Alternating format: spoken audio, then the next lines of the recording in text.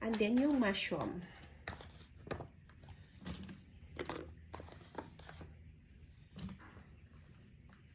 Masarap din kasi yung mushroom i-bake. So,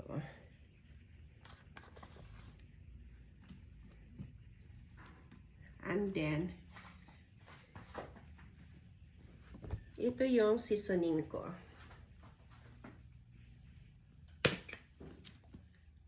Yan, yung Creole.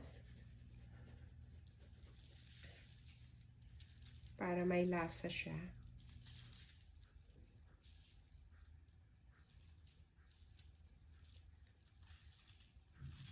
Ground black pepper. Cayenne pepper. Para may kick siya.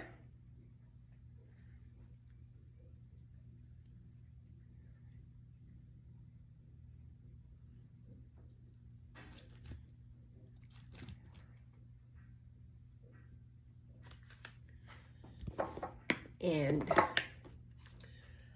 olive oil. Spray ko lang siya ng olive oil.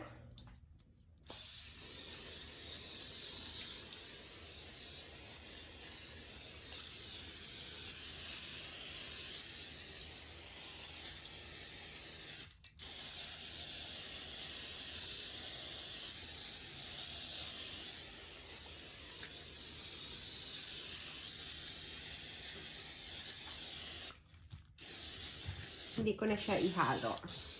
Mag-ano na yan mamaya. So, ready na siya i-bake. See you in a bit. So, luto na yung ating baked cauliflower, zucchini, and asparagus with mushroom. Ang sarap niya. So, let's try.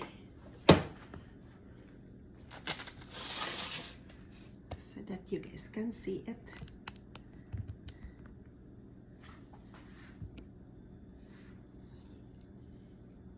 Let's try the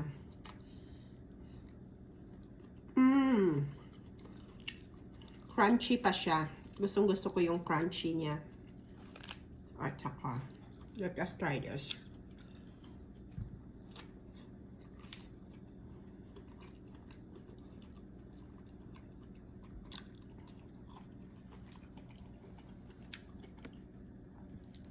Ang sarap. Kaon na ta. Daghang salamat sa tanan.